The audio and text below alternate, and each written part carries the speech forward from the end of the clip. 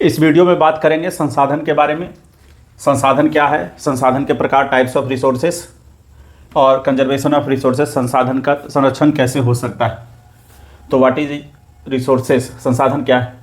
ये वीडियो उनके लिए लाभकारी है जो प्रतियोगी परीक्षाओं की तैयारी कर रहे हैं और ख़ास करके बीपीएससी या दरोगा का एग्ज़ाम लिखना चाहते हैं उनके लिए, और साथ में क्लास 8 के एनसीईआरटी की किताब है 8 क्लास के बच्चों के लिए, चाहे हिंदी माध्यम से पढ़ाई कर रहे हों या अंग्रेजी माध्यम से, उनके लिए लाभकारी है। ये एसएसटी सोशल स्टडी का ज्योग्राफी का पहला चैप्टर है, रिसोर्सेज, संसाधन। तो संसाधन क्या है, तो संसाधन समझने के लिए बस ये समझिए कि जो भरत तिवारी जी इस्तेमाल कर रहे थे वो भी संसाधन था, और पुलिस ने जो इस्तेमाल किया वो भी संसाधन ही थे। और ये सब इतना जो कारनामा, ये जो भी घटनाएं घटी और जो भी हो रहा था, इतना जो भ्रष्टाचार और बाकी चीज़ें जो हो रही थी, ये सब का कारण भी संसाधन ही था। तो आप समझ में आ गया होगा कि संसाधन क्या है। संसाधन है रोड, संसाधन है पानी, सड़क, बिजली, ये सभी संसाधन ही हैं जिसके लिए हत्याएं हो रही है। तो संसाधन क्या है, अगर परिभाषा से समझना हो तो वैसे सभी चीज़ें जो हमारी आवश्यकताओं की पूर्ति के लिए हम प्रयोग करते हैं, सब चीज़ संसाधन है। अब संसाधन का संरक्षण में हम लोग पढ़ेंगे। संरक्षण का क्या है, किसी भी संसाधन को यार बचा के इस्तेमाल करो। और ये ना, जो भ्रष्टाचार, गुंडागर्दी, संसाधन के चक्कर में किसी का गला काट के संसाधन का प्रयोग या संसाधन बनाने का प्रयास नहीं करो। परिस्थितियां देख ही रहे हैं कि ज़्यादा हाई धन अति सर्वत्र वर्जित, अधिकता सभी जगह वर्जित है। इसके बदले में अभी राज्य की परिस्थितियां, बिहार की परिस्थितियां क्या हो गई है, लोग सस्पेंड हो रहे हैं और आगे भी ऐसी कार्रवाइयाँ होती ही रहेगी। एक भरत जी गए हैं, एक तिवारी जी गए हैं, एक भरत भूषण तिवारी गया है, कई लाइन में लगेंगे, है ना। तो आपकी गुंडागर्दी संसाधनों पर कब्जा के लिए, है ना, मानव का हक मारना ठीक नहीं। तो संसाधन असल में समझ में आ गया होगा। जिस चीज़ का हम लोग अपने इस्तेमाल कर रहे हैं आवश्यकता की पूर्ति के लिए, वो सभी संसाधन है। Substance that is required to fulfill our requirement. तो जो भी चीज़ें। फिर टाइप्स ऑफ संसाधन, रिसोर्सेज के टाइप क्या होते हैं, और इसमें भी थोड़ा सा डिटेल जानना है तो संसाधन का और आगे जानना है तो जैसे बता दिए, बॉल, बिजली, बत्ती, हवा, पानी, सब संसाधन ही है। अब संसाधन के अपने ही कुछ मूल्य होते हैं। संसाधन कोई वस्तु, कैसे कोई संसाधन बनता है, तो जिसका जैसा मूल्य होता है, जैसा उसका वैल्यू होता है, वैल्यू का मतलब महत्व से है, जैसा जिसका महत्व होता है वैसा ही वो संसाधन होता है। जैसे एक मान लो कि मेटल है, मेटल का अच्छा यहाँ जो महत्व का है आर्थिक मूल्यों से भी और आर्थिक नहीं होने से भी है।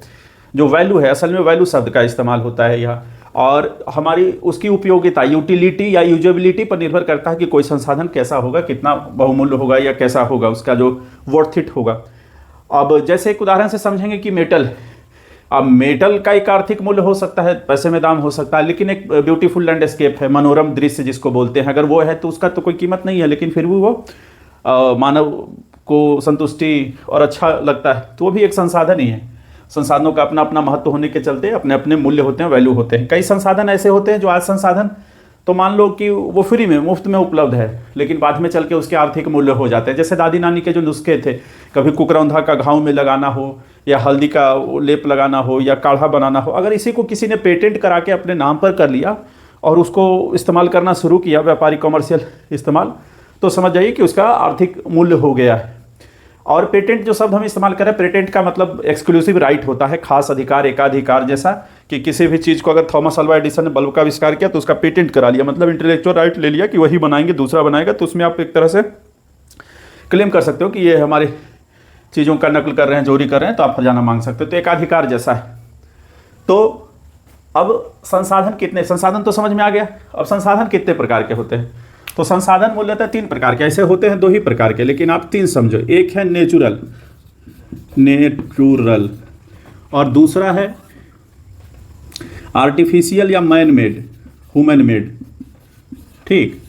और तीसरा है एक ह्यूमन, खुद ही एक संसाधन है। ह्यूमन या मैन स्वयं ही एक संसाधन है। आदमी भी तो स्वयं एक संसाधन है। आदमी का ही माथा तो सभी चीज़ों में काम करता है, उसके विचार आते हैं, उसका आइडिया, उसके विचार, उसके इन्वेंशन, उसके डिस्कवरी, ये स्वयं ही इन्हीं चीज़ों का, इसी का इस्तेमाल करके ये चीज़ें इस्तेमाल इसी के कारण हो पाती है। तो अब मानव को भी स्वयं में एक संसाधन मान सकते हैं। तो 3 चीज़ें होती हैं। नेचुरल मतलब जिसके लिए मारामारी चल रहा था, जिसके लिए हत्याएं हो रही है, भरत तिवारी का केस याद करिए, जिसके लिए कब्जा पानी का जरूरत पड़ गया, पुलिस हथियार लेकर घर पर चढ़ गई, अपना हक मांगना, अपना नेचुरल संसाधन मांगना, प्रकृति के ने उसके जो मूलभूत अधिकार दिए उसके मांगने के ऊपर भी संसाधन से मांग रहे थे और संसाधन लेके पुलिस आ गई। इसमें शामिल है क्या नेचुरल में, हवा, पानी, ये जो है हवा, पानी, मिट्टी, ये सब है नेचुरल, प्रकृति ने जो हमें दिए हैं, वन जंगल जो है। और मैन मेड संसाधन क्या है? हाँ, यही संसाधन के लिए मारामारी हुआ। मैन मेड है रोड, सड़क, है ना, जो है ये सब मैन मेड है, हमने बनाया है नेचुरल चीज़ों का इस्तेमाल करके, रिक्शा और बाकी की चीज़ें। तो जो इस्तेमाल जैसे आर्टिफिशियल चीज़ों से बनाया गया, मानव के द्वारा बनाया गया, वो सारे संसाधन क्या होंगे? मैन मेड संसाधन होंगे। और तीसरा है ह्यूमन रिसोर्स, आदमी खुद में अपना एक संसाधन है। जैसे अगर आदमी स्वयं नहीं हो तो इन चीज़ों का कोई उपयोग या इन चीज़ों को आगे बढ़ाया ही नहीं जा सकता। आदमी के अंदर ही, या आदमी माने मानव पूरा, महिला, पुरुष, ट्रांसजेंडर सब शामिल हैं। इसी के विचार आते हैं, आइडिया जिसको बोलते हैं, इसी के अंदर थॉट्स आते हैं, है ना, जो भी थॉट का स्पेलिंग आप देख लेंगे उसको। फिर इसके अंदर ही इन्वेंशन है, डिस्कवरीज है, ये सब चीज़ें। तो इसी के वजह से ये चीज़ों का इस्तेमाल हो पाता है। तो मानव स्वयं में भी एक संसाधन है। तो अब नेचुरल जो चीज़ें हैं ना, और तो ये जो चीज़ें हैं कई चीज़ों के ऊपर बांटा गया है। एक तो बेसिक चीज़ अगर ये हो गया कि ये नेचुरल, आर्टिफिशियल ऐसे करके बांटा गया है, तो कई तरीके से है। इनका भंडारण के आधार पर भी हम बांट सकते हैं कि कहाँ किसका भंडार कितना है ना, उस आधार पर भी बांट सकते हैं। उपयोगिता के आधार पर भी बांट सकते हैं। एक जनरल वर्गीकरण है, क्लासिफिकेशन है। तो जैसे टाइप्स में मान लो ये 3 हो गया, ठीक।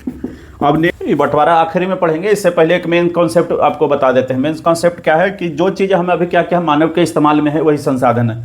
तो मान लो एक किताब है, या मान लो यही वीडियो है, तो जो लोग इस वीडियो को देख रहे हैं उनके लिए तो ये वीडियो संसाधन है, लेकिन जो लोग इसको नहीं देख रहे हैं उसके लिए वो संसाधन नहीं है।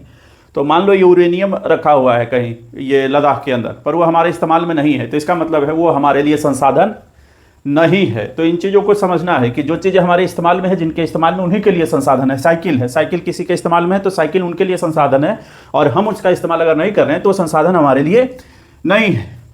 पहले तो नेचुरल रिसोर्सेज है क्या? तो वैसे रिसोर्सेज जिसका इस्तेमाल बहुत संशोधन के बगैर ही कर लेते हैं, बहुत ज़्यादा संशोधन की उसमें ज़रूरत नहीं होती। जैसे हवा है, डायरेक्ट ही सांस ले रहे हैं, पानी है, ये सब जो चीज़ें हैं ये नेचुरल रिसोर्सेज हैं, प्राकृतिक संसाधन है। और प्राकृतिक संसाधन भी कई आधारों पर, कई वर्गों में बांटा गया है। जैसे उपयोगिता के आधार पर, विकास और उपयोगिता के आधार पर, है ना, डेवलप कितना हुआ है और यूज हो रहा है कि नहीं हो रहा, उसके आधार पर बांटा गया है। तो विकास और उपयोगिता के आधार पर इसको 2 भागों में बांट दिया। जैसे एक तो पोटेंशियल, संभाव्य, और दूसरा है एक्चुअल रिसोर्सेस, है ना, एक्चुअल। तो संभाव्य वो है कि जैसे अभी मान लीजिए लद्दाख में यूरेनियम खोजा गया, अब यूरेनियम का उसका इस्तेमाल हम लोग कर नहीं रहे हैं, वैसे संसाधन हमारे पास, वैसी टेक्नोलॉजी नहीं। जब वो टेक्नोलॉजी हमारे पास आ जाएगी और हम उसका इस्तेमाल करने लगेंगे, तब वो हमारे लिए एक्चुअल संसाधन होगा। अभी वो संभाव्य है, पोटेंशियल है, वहाँ पोटेंशियल रिसोर्सेस है वो। जैसे आज से करीब करीब 200 साल पहले, 250 साल पहले हवा हमारे लिए संभाव्य संसाधन था, लेकिन बाद में चल के हमने पवन चक्की बना ली, बाकी चीज़ें बना लिए। देखते होंगे तमिलनाडु और गुजरात में इस तरह के प्लांट लगे हुए हैं। तब हमारे लिए वो एक्चुअल, उस जगह पर हम लोगों के लिए वो वास्तविक संसाधन हो गए। तो 2 तरह के हैं, एक तो विकास और प्रयोग के आधार पर प्राकृतिक संसाधन 2 भागों में बांट दिया, या तो संभाव्य जिसको आप पोटेंशियल कह सकते हैं, और एक्चुअल एक रियल वाला होता है। जैसे हम लोग इस्तेमाल कर रहे हैं ना, कोयला इस्तेमाल कर रहे हैं, ये एक्चुअल में, या फिर महाराष्ट्र का जो काली मिट्टी का जो इस्तेमाल हो रहा है, या धनबाद का कोयला इस्तेमाल कर रहे हैं आप, मध्य एशिया या जहाँ भी है, तेल इस्तेमाल कर रहे हैं, पेट्रोलियम, खनिज तेल जिसको बोलते हैं, पेट्रोलियम बोलते हैं, तो वो एक्चुअल है। आज से 200-300 साल पहले, 50 साल पहले वो संभाव्य संसाधन था, पता लगा था, उसका टेक्नोलॉजी बाद में चल के विकसित हुआ, अब उसका हम लोग दोहन कर रहे हैं, यूज़ कर रहे हैं। एक तो तरीका है विकास और यूज़, प्रयोग के आधार पर उसको बांटने का। दूसरा है कि इसको बांटते हैं हम लोग किस जगह पर कितना उपलब्ध है, सर्वव्यापक है या स्थानीय है। सर्वव्यापक मतलब सभी जगह उपलब्ध है, स्थानीय मतलब कहीं कहीं उपलब्ध है। जैसे नेचुरल रिसोर्सेज का दूसरा बंटवारा करने का तरीका क्या है? सर्वव्यापक, जैसे हवा है, पानी है, सभी जगह उपलब्ध है, जबकि तांबा, लोहा, टीना, अभ्रक ये सब जगह उपलब्ध नहीं। कुछ राजस्थान में ज़्यादा है, कहीं उड़ीसा में लोहा ज़्यादा है तो KGF कोलार गोल्ड, फिर कर्नाटक में कहीं सोना है। इसी तरह करके दुनिया के अलग अलग क्षेत्रों में। तो प्राकृतिक संसाधनों को आप ऐसे भी बांट सकते हैं कि एक उनका वितरण के आधार पर, तो वितरण एक जगह एक्चुअल में क्या बोलते हैं, सर्वव्यापक है या कहीं कहीं है, स्थानीय। ठीक, अब संसाधनों का, अच्छा, हम जो लोग वीडियो पढ़ रहे हैं, ये जो पूरा देख रहे हैं, उसमें इस बात का उत्तर ढूंढ रहे हैं। असल में हम लोग इस चीज़ों का प्रश्न का हल ढूंढेंगे कि संसाधन असमान रूप से वितरण क्यों है, जो भी बता रहे हैं।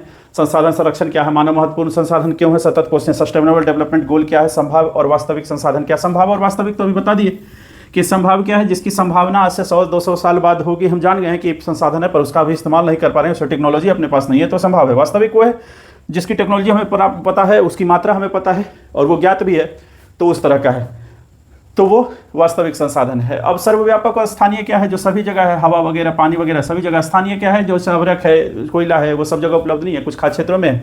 तो ये सर्वव्यापक और प्राकृतिक संसाधनों में हम लोग पढ़े। इसके बाद है संसाधनों का, ये जो हम लोग पढ़ रहे हैं सर्वव्यापक और स्थानीय करके, तो ये संसाधन का असमान वितरण क्यों है? तो संसाधन का असमान वितरण इसलिए होता है कि ये निर्भर करता है जमीन पर, भूभाग पर, भूभाग, फिर ये निर्भर करता है क्लाइमेट पर, जलवायु जिसको बोलते हैं, फिर ये निर्भर करता है अल्टीट्यूड, ऊंचाई जिसको बोलते हैं, अल्टीट्यूड जिसको ऊंचाई बोलते हैं, इन चीज़ों पर निर्भर करता है।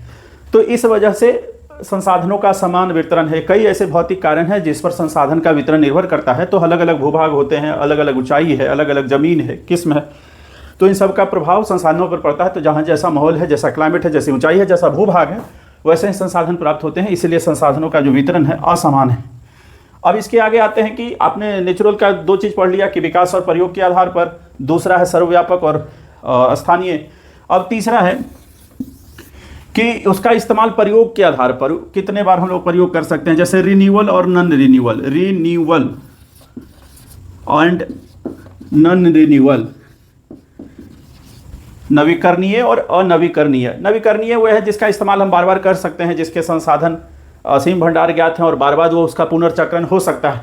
और नॉन रिन्यूएबल वो है जिसका इस्तेमाल करने के बाद पुनर्चक्रण होने में हजारों लाखों वर्ष लग जाते हैं, वो मानव की आयु से बहुत बहुत बहुत ज़्यादा है। तो इस वजह से इतने बड़े वो जो चीज़ है उसको हम लोग मान लेते हैं कि वो रिन्यू नहीं होता है, या उसको रिन्यू होने में काफ़ी साल लगता है। रिन्यूअल में क्या है, जैसे पानी का आपने कन्वेंशन पढ़ा होगा कि भाप बनता है, भाप बन के पानी बारिश होता है, वापस रिन्यू हो जाता है। हम लोग जो इस्तेमाल करते हैं वापस रिस के ज़मीन में जाता है, वापस आ जाता है। लेकिन फिर भी देखते होंगे कि इन संसाधनों को भी रिन्यू होने में कुछ ना कुछ समय लगता है। जितनी तेज़ी से हम लोग दोहन कर रहे हैं उतनी तेज़ी से ये हो नहीं पा रहा है। इसी की वजह से पानी की कमी, हमारे पास जो संसाधन है उसकी कमी जो हमेशा दिखती है, उसका कारण यही है कि रिन्यूअल का मतलब ये नहीं कि तुरंत रिन्यू हो जाता है, इसके भी क्षति होते हैं। 1 बूंद पानी बनने में 1 लाख बूंद पानी रिस के जब ज़मीन के नीचे जाता है, पानी वाले इलाके में, मतलब सबसे नीचे जाता है, तब जाके 1 लाख बूंद 1 बूंद पानी जमा होता है। तो इसका भी दोहन हम लोग उतना ही करें जितना ज़रूरी है। और रिन्यूअल का तो बस बता ही दिए कि कोई सबका एक भंडार है, भंडार के बाद ख़त्म हो जाएगा, जिससे तेज़ी से हम इस्तेमाल कर रहे हैं, इसको बनने में काफ़ी साल लगेंगे। तो ये हवा वगैरह है, पानी वगैरह है, ये रिन्यूअल संसाधन है, लेकिन इसका भी इस्तेमाल जो है ठीक से करना चाहिए। अब रिन्यूअल के बाद चौथा टाइप है कि कैसे इसको बांटते हैं नेचुरल को। चौथा है जैविक और अजैविक में बांटते हैं। जैविक और अजैविक प्रकार से अगर इसको बांटे नेचुरल रिसोर्सेज को, तो जैविक माने बायोटिक और अजैविक मतलब एबायोटिक। एबायोटिक और बायोटिक का फर्क क्या है? यहाँ जो जीवित है, जिसमें जीव जंतु के गुण है, पशु पक्षी आदमी मवेशी, ये सब क्या है? बायोटिक संसाधन है, और जिसमें जीवन है, जीवन के लक्षण पाए जाते हैं। और ये बायोटिक संसाधन कौन से हैं? अनवीकरणीय अजैविक वो हैं जैसे कोयला है, जैसे पत्थर है, जैसे मिट्टी है, ये सब अजैविक संसाधन है। तो नेचुरल जो रिसोर्सेस है, प्राकृतिक संसाधन है, उसको हम लोग इन 4 प्रकार से, 4 तरह से बांट सकते हैं। ये विस्तृत था, ऐसे आप जनरल पढ़ाई करते होंगे कि नेचुरल 2 भागों में बटा है, जैविक और अजैविक, रिन्यूअल और नॉन रिन्यूअल, ऐसे करके पढ़ाई करते होंगे। ये हमने आपको एक मोटा मोटी बढ़िया ही पूरा ही बता दिया। फिर दूसरा होता है ह्यूमन मेड, जो आर्टिफिशियल संसाधन होते हैं, जैसे गाड़ी, जैसे पहिया, जैसे सड़क, ये जो संसाधन है आर्टिफिशियल है, मानव निर्मित है, तो ये इसका एक ही प्रकार है। और तीसरा ह्यूमन स्वयं में एक संसाधन है, इसके खुद के विचार होते हैं, इसकी डिस्कवरी होती है, ये स्वयं के विचार से इन्वेंशन करता है, बाकी की चीज़ें करती है। तो ये था अपना किन चीज़ों के बारे में, अपना संसाधन के बारे में। अब टोटल ये जो हम लोग पढ़ रहे थे ये नेचुरल था। अब हम लोग देखते हैं आर्टिफिशियल के बारे में। अब मैन मेड जो संसाधन है, जैसे लौह अयस्क, आयरन ओर अपने आप में संसाधन नहीं था जब तक कि मानव ने इस लौह अयस्क से, आयरन ओर से लोहा बनाना नहीं सीखा था। जब वो लोहा बनाना सीख गया तब जाके वो मानव के लिए या फिर हम लोगों के लिए वो संसाधन हुआ। बाद में उसका इस्तेमाल पुल या बाकी के स्ट्रक्चर्स बनाने में होने लगे। और तीसरा अब है ह्यूमन रिसोर्सेस। तो अब ह्यूमन रिसोर्सेस के बारे में बात करते हैं।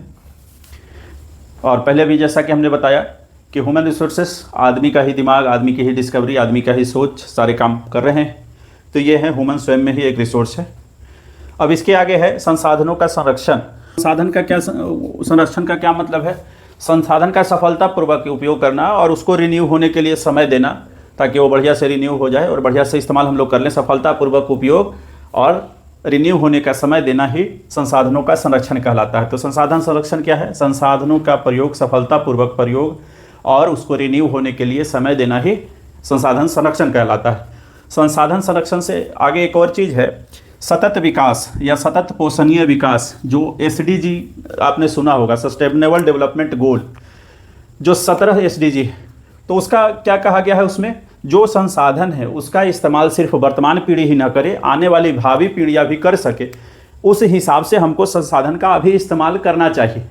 और इसी तरह के विकास को क्या कहा गया? सस्टेनेबल डेवलपमेंट, ताकि आने वाली पीढ़ियाँ भी उसका इस्तेमाल कर सके, उनको भी उसका प्रयोग करने का मौका मिले और इसका संरक्षण हम लोग करें। तो यही है सतत पोषणीय विकास। वीडियो अब खत्म हो गया है। इस वीडियो के आखिरी में एक संदेश है। संदेश ये है कि संसाधनों का संरक्षण किया जाए।